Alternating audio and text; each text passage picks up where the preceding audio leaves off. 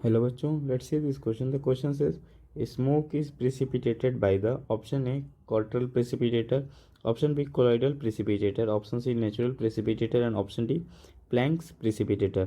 So इस question में हमसे पूछा गया है कि स्मोक किसके द्वारा प्रिसिपिटेट किया जाता है और हमें यहाँ पे 4 इंस्ट्रूमेंट या 4 ऑब्जेक्ट्स के नाम दिए गए हैं. तो चलिए इस क्वेश्चन को सॉल्व करते हैं. सो इस क्वेश्चन का जो की कॉन्सेप्ट है, की कॉन्सेप्ट वो ये है, smoke is a colloidal solution of carbon, arsenic, dust, etc. in air. These carbon particles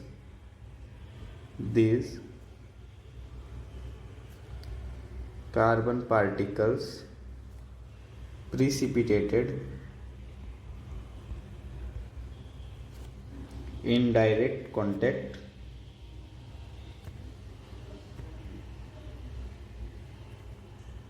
with oppositely charged metallic plates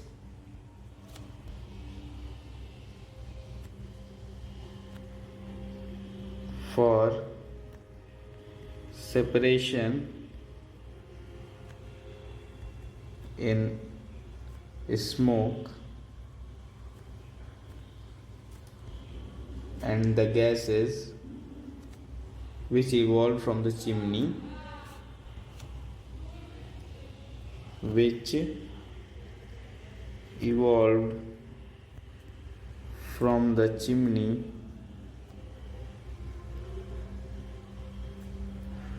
are smokeless. इसका मतलब क्या हुआ कि जो स्मोक होता है वो कोलॉइडल सॉल्यूशन होता है. किन किन सब्सटेंसेस का वो होता है? कार्बन, आर्सेनिक, डस्ट और भी बहुत सारे पार्टिकल होते हैं. ये जो सारे पार्टिकल होते हैं ये कैसे होते हैं? ये चार्ज होते हैं, यानी कि इनके ऊपर मतलब या तो पॉजिटिव चार्ज होता है या तो निगेटिव चार्ज होता है.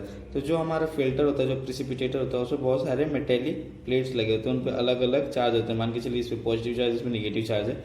यहाँ से हम स्मोक को पास करते हैं.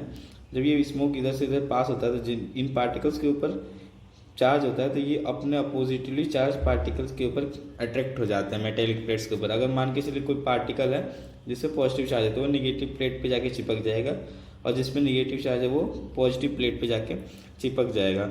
और फिर जो यहाँ से जो चिमनी के बाहर से जो गैसेज निकलती हैं ये स्मोकलेस होती हैं. सो इसके लिए जो प्रिसिपिटेटर यूज़ होता है वो होता है Cottrell प्रिसिपिटेटर.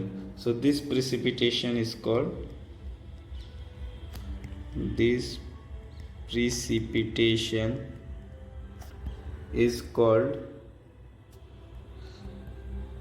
कोटरल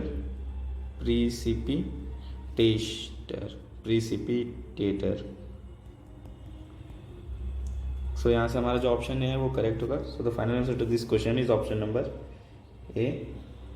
I hope you understood it well. Best of luck.